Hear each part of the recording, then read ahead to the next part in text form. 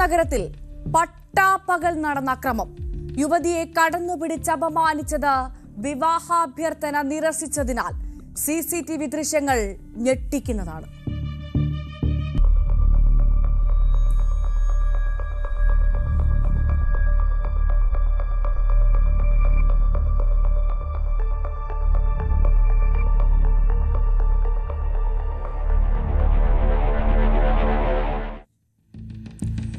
കൂട്ടുകാരിയോട് സ്കൂട്ടറിന് മുന്നിൽ സംസാരിച്ചു നിൽക്കുന്ന യുവതി പെട്ടെന്ന് ഒരു കാർ വന്നു നിൽക്കുന്നു. കാറിൽ നിന്നിറങ്ങിയ ആൾ ഇവരുടെ അടുത്തേക്ക്. സ്കൂട്ടറിൽ പിൻ സീറ്റ് കയറാൻ ശ്രമിക്കുന്നതിനിടെ ഇയാൾ യുവതിയുടെ ബാഗ് തട്ടിപ്പറിക്കുന്നു.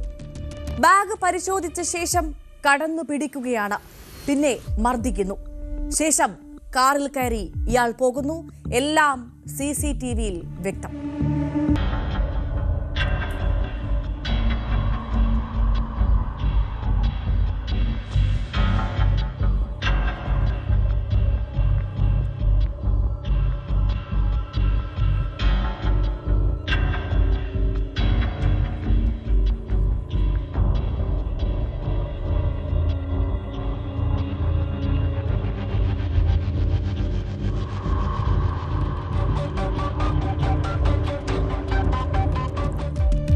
യുവതി പരാതിയിൽ പറയുന്നത് ഇങ്ങനെ: ഇയാളുമായി തനിക്ക് ഇൻസ്റ്റഗ്രാം വഴി പരിചയമുണ്ട്. സുഹൃത്ത് ബന്ധത്തിനിടെ വിവാഹം കഴിക്കണമെന്ന് ആവശ്യപ്പെട്ടു. പക്ഷെ താൻ നിരസിച്ചപ്പോൾ പിന്നെ അങ്ങോട്ട് നിരന്തരം ശല്യമായി. പലപ്പോഴും പിന്തുടർന്ന് തന്നെ അപമാനിച്ചിട്ടുണ്ട്. ഇതിൽ ഒടുവിലത്തെ സംഭവമാണ് ഇന്ന് നടന്നത്.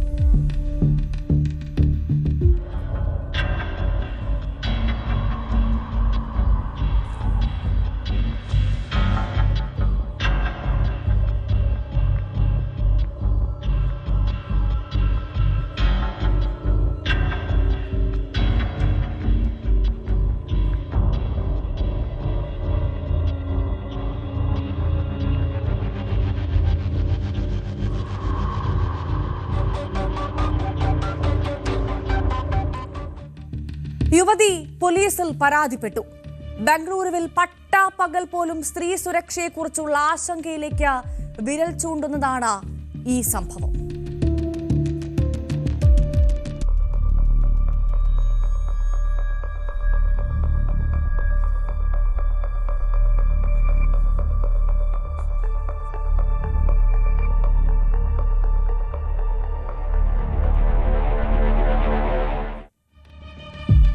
വാളയാറിന് പിന്നാലെ അട്ടപ്പാടി, അതിഥി തൊഴിലാളിക്ക് പിന്നാലെ ആദിവാസി.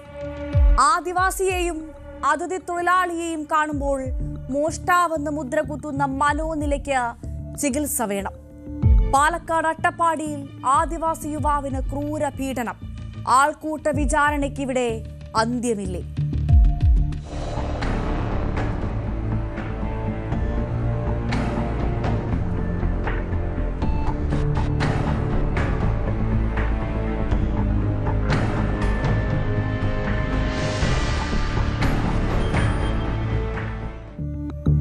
അട്ടപ്പാടി പാലൂരിലാണ് സംഭവം. മോഷണം ആരോപിച്ച് ആദിവാസി യുവാവിനെ ക്രൂരമായി തല്ലിച്ചതച്ചു. പാലൂർ സ്വദേശി മണികണ്ഠനാണ് മർദ്ദനമേറ്റത്. തലയോട്ടി പൊട്ടി ഗുരുതരമായി പരിക്കേറ്റിട്ടുമുണ്ട്. ശസ്ത്രക്രിയ കഴിഞ്ഞ് ആശുപത്രിയിൽ ചികിത്സയിൽ തുടരുകയാണ് യുവാവ്.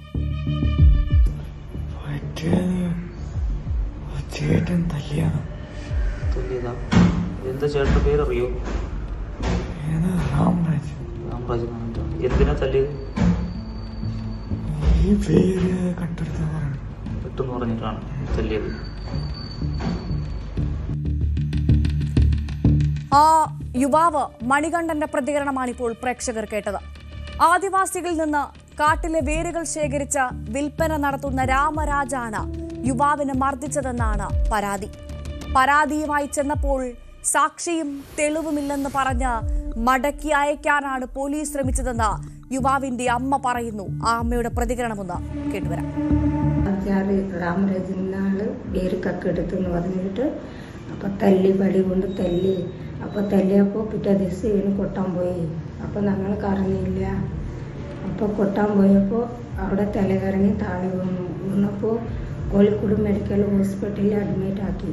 അപ്പോൾ അഡ്മിറ്റ് ആക്കിയപ്പോൾ ഓപ്പറേഷൻ പെട്ടെന്ന് ചെയ്യില്ലെങ്കിൽ ഉയരോടെ കിട്ടില്ല, തിരിച്ചു വരില്ല എന്ന് ഡോക്ടർ പറഞ്ഞപ്പോൾ എനിക്ക് ഫോൺ വിളിച്ചപ്പോൾ നൈറ്റ് 1 മണിക്ക് ഞാൻ ഹോസ്പിറ്റലിൽ പോയി എത്തി. അപ്പോൾ ഹോസ്പിറ്റലിൽ എത്തിയപ്പോൾ ഓപ്പറേഷൻ ചെയ്താൽ എൻ്റെ ചെക്ക് എനിക്ക് കിട്ടില്ല എന്ന് പറഞ്ഞു.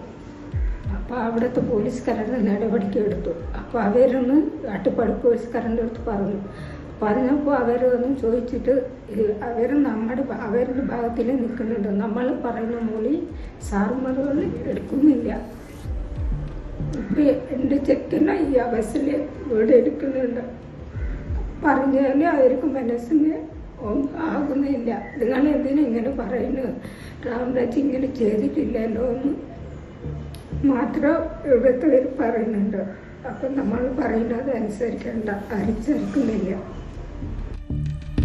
പരാതിയുമായി ചെന്നപ്പോൾ പോലീസിന് സാക്ഷിയും മൊഴിയുമില്ല അത്രേ.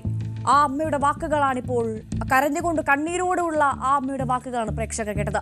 എന്തായാലും ഒടുവിൽ പാലൂർ സ്വദേശി രാജരാജനെതിരെ പുതൂർ പോലീസ് കേസെടുത്തെങ്കിലും ചുമത്തിയത് നിസ്സാര വകുപ്പുകൾ മാത്രം. കോഴിക്കോട് തെരഞ്ഞെടുപ്പ് പ്രചാരണത്തിനായി ആദിവാസി വാദ്യോപകരണം വായിക്കാൻ മണികണ്ഠൻ പോയിരുന്നു. 8-ാം തീയതി ഉച്ച കഴിഞ്ഞ് തളർന്ന് വീഴുകയും ചെയ്തു. തുടർന്ന് കോഴിക്കോട് മെഡിക്കൽ കോളേജിൽ പ്രവേശിപ്പിച്ചു. സംശയം തോന്നിയ ഡോക്ടർമാർ കോഴിക്കോട് പോലീസിൽ വിവരമറിയിച്ചു. പിന്നാലെയാണ് മർദ്ദന വിവരം പുറത്താകുന്നത്. അയാളെ അടിച്ചപ്പോൾ നീ അടുത്തൊന്ന് കണ്ടോ? സാസി കാളി ഒന്നുമില്ലല്ലോ. അപ്പോൾ നീ മൊഴി തന്നെ ഞങ്ങളിങ്ങനെ എടുക്കാം, നീ കണ്ടിട്ടില്ലല്ലോ എന്ന് 2 വർഷമൊന്നും എൻ്റെ അടുത്ത് ചോദിച്ചു. കോഴിക്കോട് ഹോസ്പിറ്റലിലേക്ക് വന്നിട്ടുണ്ടാകും. അതായത് തല്ലിയതിന് സാക്ഷിയില്ല, സാക്ഷി ഉണ്ടെങ്കിലേ ഞങ്ങൾ കേസ് എടുക്കുമെന്നാണ് പറയുന്നത്. സാക്ഷി ഉണ്ടെങ്കിലല്ലോ നമ്മൾ കേസ് എടുക്കും. സാക്ഷി ഇല്ലല്ലോ. സാക്ഷി ഇല്ലാതെ നീ എങ്ങനെ ഞങ്ങൾക്ക് പരാതി തരാം? നീ കണ്ടോ തല്ലപ്പോൾ? നീ കണ്ടിട്ടില്ലല്ലോ. ഇങ്ങനെ പരാതി എടുക്കാൻ പറ്റും? ഞങ്ങൾ പരാതി എടുക്കില്ല അങ്ങനെ പറഞ്ഞു. കൊടുത്തപ്പോൾ പിറ്റേ ദിവസം അവിടെ പോലീസുകാരാണ് വന്ന് അന്വേഷിച്ചത്. അപ്പോൾ പറഞ്ഞു കിട്ടി നോക്കുമ്പോൾ ആർക്കുണ്ട്, ഒരു കിട്ടുന്നില്ല, എല്ലാവർക്കും മട്ടിട്ടുണ്ട് ഡോക്ടർ വേണ്ടത് പറഞ്ഞു.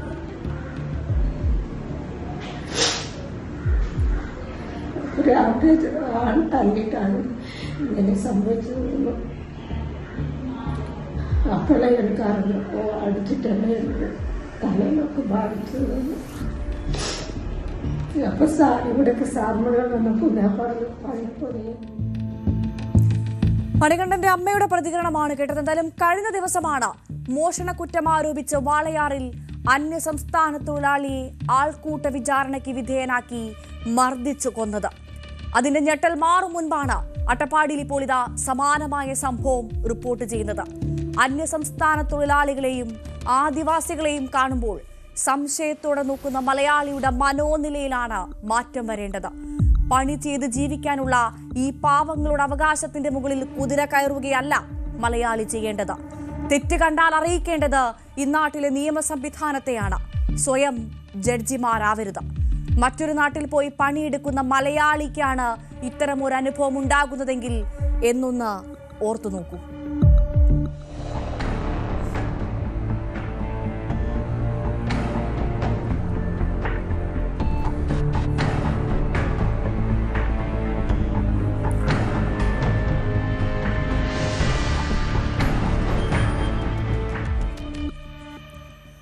ഒറ്റയ്ക്ക് താമസിക്കുന്ന വയോധികർ ഏറ്റവും അധികം പേടിക്കുന്നത് മോഷ്ടാക്കളെയാണ്.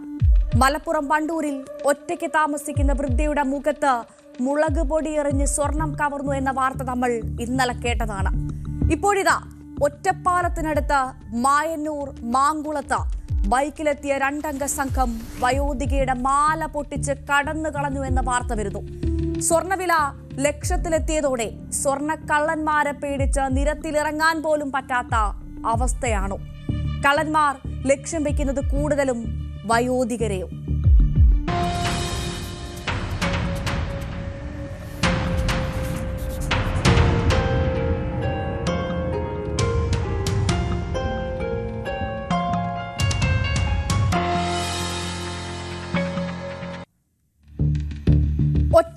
കേരളത്തിനടുത്ത് മായന്നൂർ മാങ്കുളത്താണ് സംഭവം. ഏകദേശം 4 മണിയോടടുക്കുന്നു സമയം. ചിറങ്കരയിലെ ക്ഷീരസംഘത്തിൽ കൊടുക്കാനായി പാലുമായി നടന്നു പോവുകയായിരുന്നു ക്ഷീരകർഷകയായ മായന്നൂർ മാങ്കുളം പുത്തൻ വീട്ടിൽ വിദ്യാവതി.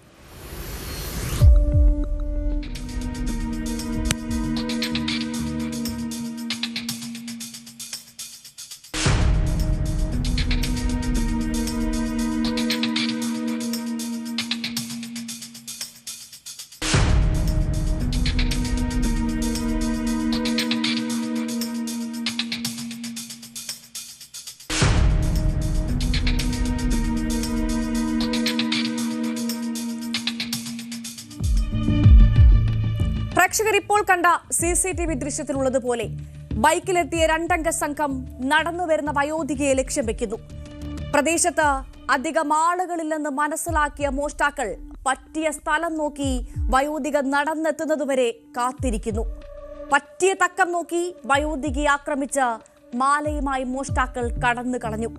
സംഭവത്തിന്റെ CCTV ദൃശ്യങ്ങളാണ് പ്രേക്ഷകർ കാണുന്നത്.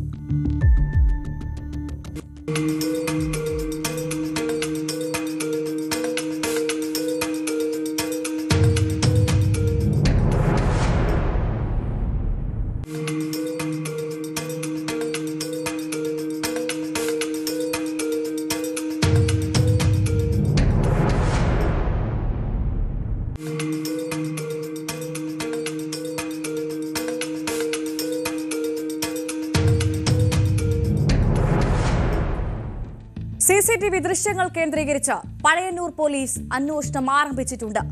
കള്ളന്മാരെ കൊണ്ട് വീട്ടിലിരിക്കാനോ നാട്ടിലിറങ്ങി നടക്കാനോ പറ്റാത്ത അവസ്ഥയാണ്.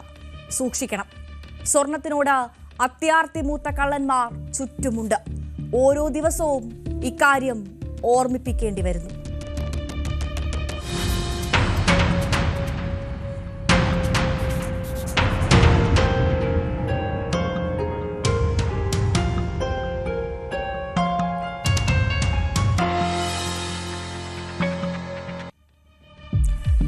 വിവാഹമോചനം ആവശ്യപ്പെട്ട് നോട്ടീസ് അയച്ചു. നോട്ടീസ് കിട്ടിയ ഭർത്താവ് തോക്കുമായി ഭാര്യയെ തേടിയിറങ്ങി. കണ്ടെത്തിയ ഉടനെ നിറയൊഴിച്ചു.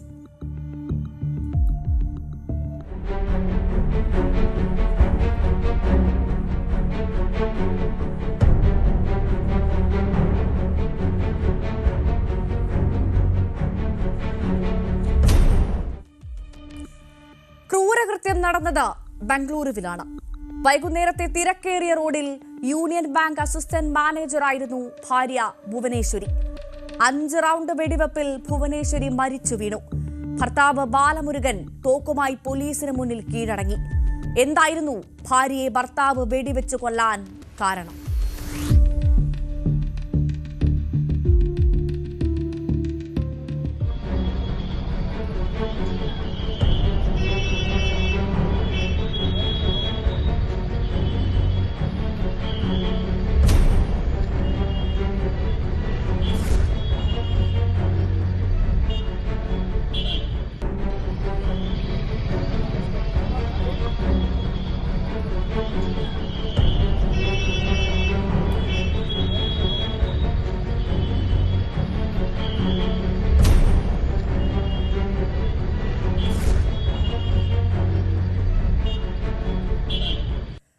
സംശയരോഗമാണ് ബാലമുരുകനെ കൊണ്ട് ഈ ക്രൂരത ചെയ്യിച്ചത്.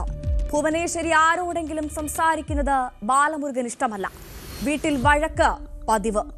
1.5 കൊല്ലമായി പിരിഞ്ഞു താമസിക്കുകയായിരുന്നു. നിയമപ്രകാരം ബന്ധമൊഴിയാൻ ഭുവനേശ്വരി തീരുമാനിച്ചു. ഡൈവോഴ്സ് നോട്ടീസ് അയച്ചു. നോട്ടീസ് കിട്ടിയതോടെ ബാലമുരുകൻ പ്രകോപിതനായി തോക്കുമായി ഇറങ്ങി ഭാര്യയെ വെടിവെച്ച് കൊലപ്പെടുത്തുന്നു. സോഫ്റ്റ്വെയർ എഞ്ചിനീയറാണിയാൾ. വഴക്കിനു ശേഷം സ്ഥലം മാറ്റം മേടിച്ച ഭുവനേശ്വരി 2 കുട്ടികളുമായി മറ്റൊരിടത്തേക്ക് മാറി. ജോലി രാജിവെച്ച് ബാലമുരുകൻ അതിനടുത്ത് താമസിച്ചു വരികയായിരുന്നു. ബാങ്കിൽ നിന്ന് വീട്ടിലേക്ക് മടങ്ങുന്ന സമയത്താണ് ഇയാൾ അക്രമം നടത്തിയത്.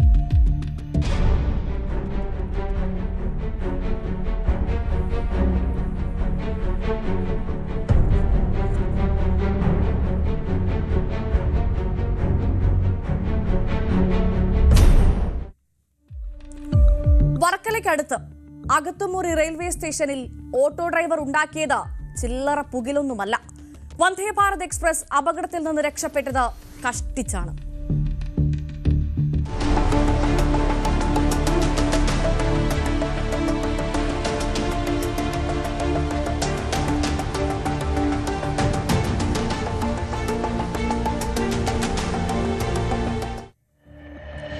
സംഭവം രാത്രി.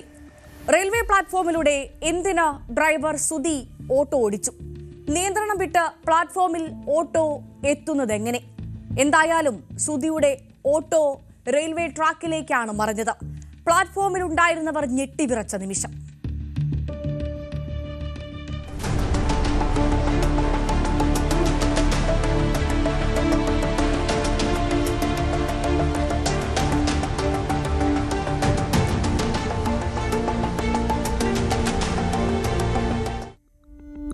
വന്ദേ ഭാരത് തിരുവനന്തപുരത്തേക്ക് പാഞ്ഞു വരുന്ന സമയം ഓട്ടോ എടുത്തു മാറ്റാൻ സാധിക്കില്ല.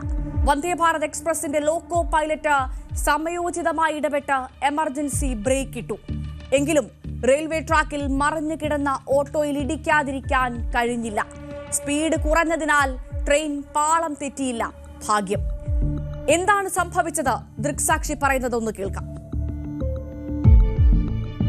ആൾക്കൂട്ടം ഉണ്ട്. ഞാൻ അവിടെ ചെന്നപ്പോഴത്തേക്ക് ഈ പയ്യൻ വണ്ടി ഇങ്ങനെ മറിഞ്ഞ് ട്രാക്കിനകത്തിൻ്റെ ഈ വണ്ടി മറിഞ്ഞാണ്ട് വന്ദേ ഭാരതിൻ്റെ ഫ്രണ്ടിൽ ഇരിക്കുന്നത് ഇങ്ങനെ ഇരിക്കുകയാണ്. ഈ പയ്യൻ അവിടെ കിടക്കുന്നു. അങ്ങനെ ഞങ്ങൾ ഇവിടെ എഴുതിയിടാന്ന് പറഞ്ഞു. അപ്പോൾ എഴുന്നേൽക്കുന്നില്ല. എന്നിട്ട് ഒരു പോലീസുകാരൻ വന്നിട്ട് അവൻ്റെ പോക്കറ്റ് ഇങ്ങനെ നിരത്തി നോക്കി. അപ്പോൾ അതിൽ പൈസ ഇരിക്കുന്നു. അപ്പോൾ ഇവൻ എന്തായാലും ആ പൈസ അവൻ എടുത്ത് ഇങ്ങനെ നോക്കിയിട്ട് വീണ്ടും അവൻ പാക്കറ്റ് വെച്ച് കിടന്നു. അപ്പോൾ ഞങ്ങൾ പോലീസുകാരൻ ഇളക്കി അവിടെ നിർത്തി. എന്നിട്ട് പറഞ്ഞ് നീ എവിടെ ഉള്ളതെന്ന് ചോദിച്ചു. അപ്പോൾ ഞാൻ കല്ലമ്പലത്തുള്ളതാണ്. അവൻ പല രീതിയിൽ മാറ്റി മാറ്റി പറയുന്നുണ്ട്.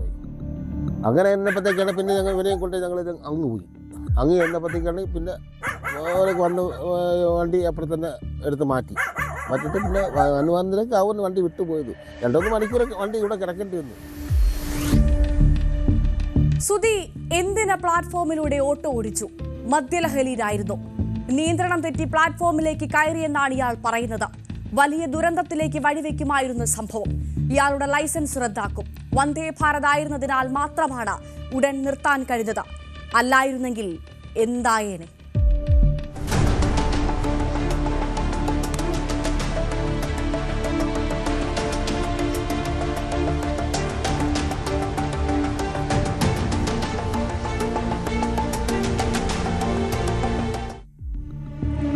ബംഗളൂരുവിൽ കഴിഞ്ഞ ശനിയാഴ്ച അജ്ഞാത വാഹനം പിടിച്ചൊരു സ്ത്രീ മരിക്കുന്നു.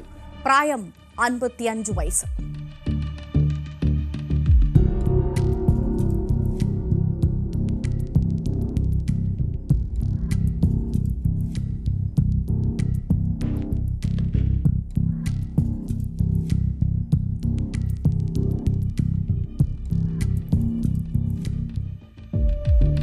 ഭർത്താവാണ് പോലീസിനെ വിളിച്ച് റോഡിൽ കിടക്കുകയായിരുന്ന സ്ത്രീയെ ആശുപത്രിയിൽ എത്തിച്ചത്.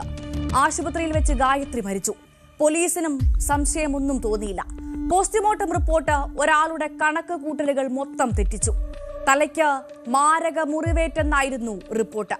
റോഡ് അപകടത്തിൽ ഉണ്ടാകുന്ന പരിക്കല്ലെന്ന് സംശയമുയർന്നു. ഭർത്താവ് അനന്ത് മാത്രമായിരുന്നു ദൃക്സാക്ഷി. പോലീസിനെ ഭർത്താവ് ചോദ്യം ചെയ്തു. ഒരുമിച്ച് എവിടെ പോയതാണെന്ന് അന്വേഷിച്ചു. പുതുതായി കുറച്ച് സ്ഥലം വാങ്ങാൻ പോയെന്നായിരുന്നു പോലീസിനോട് ഭർത്താവിന്റെ മറുപടി. കൂടുതൽ ചോദ്യം ചെയ്തപ്പോൾ അനന്ത് കുറ്റം സമ്മതിച്ചു. ഭാര്യയെ തലയ്ക്കടിച്ച് കൊലപ്പെടുത്തി റോഡിൽ കൊണ്ടിട്ടു.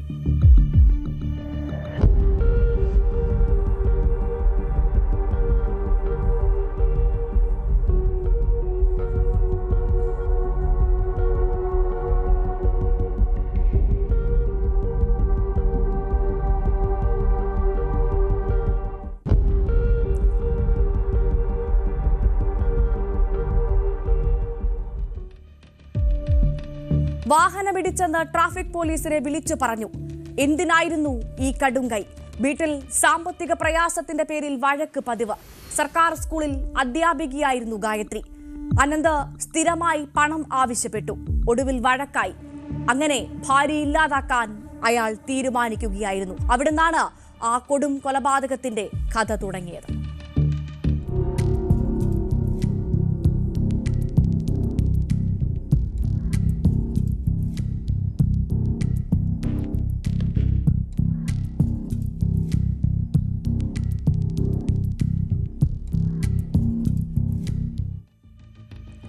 കണ്ണൂർ രാമന്തളി ഗ്രാമം ആ ഞെട്ടലിൽ നിന്ന് ഇതുവരെ മുക്തരായിട്ടില്ല. കലാധരൻ സ്വന്തം മക്കളെ കൊന്നതെന്തിനെന്ന് നാട്ടുകാർക്കെല്ലാം അറിയാം. കലാധരന്റെ അമ്മയും കൊച്ചുമക്കളെ കൊല്ലാൻ കൂട്ടുനിന്നു. 2 പിഞ്ചു ജീവനുകൾ ഇല്ലാതാക്കി കലാധരനും അമ്മയും ജീവനൊടുക്കിയപ്പോൾ ബാക്കി വെച്ചതെല്ലാം ആത്മഹത്യാ കുറിപ്പ് പറയും.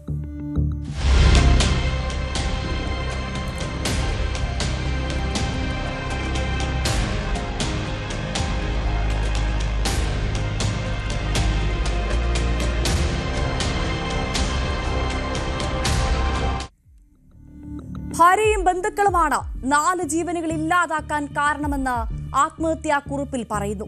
ഭാര്യയും ഭാര്യയുടെ അമ്മയും സഹോദരനും കാരണക്കാർ. തെളിവുകൾ ഫോണിലുണ്ട്. ഫോൺ തുറക്കാനുള്ള പാറ്റേൺ പോലും ആത്മഹത്യാ കുറിപ്പിൽ വരച്ചിട്ടിട്ടുണ്ട്. മക്കളെ വിട്ടുതരണമെന്ന് പറഞ്ഞ് പ്രശ്നങ്ങൾ ഉണ്ടാക്കി. കലാധരന്റെ അച്ഛനെതിരെ പോലീസിൽ വ്യാജ പരാതികൾ നൽകി. താങ്ങാവുന്നതിലും അധികമായിരുന്നു മക്കളെ ആവശ്യപ്പെട്ടുള്ള പീഡനങ്ങൾ. കോടതി മക്കളെ അമ്മയ്ക്ക് വിട്ടുകൊടുക്കാൻ ഉത്തരവിട്ടു. മക്കൾ അച്ഛനെ വിട്ടുപോവാൻ തയ്യാറായില്ല. വീട്ടുവരാന്തയിലെ കസേരയിലായിരുന്നു ആത്മഹത്യാ കുറിപ്പ് വെച്ചത്.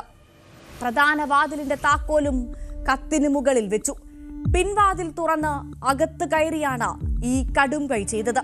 കലാധരനും അമ്മയും വീടിന്റെ 1-ാം നിലയിൽ തൂങ്ങി മരിച്ച നിലയിൽ. മക്കൾ ഹിമയും കണ്ണനും നിലത്തു മരിച്ച നിലയിൽ. സമീപത്ത് കീടനാശിനിയും പാൽക്കുപ്പിയും. ഇതായിരുന്നു അന്നത്തെ ചിത്രം.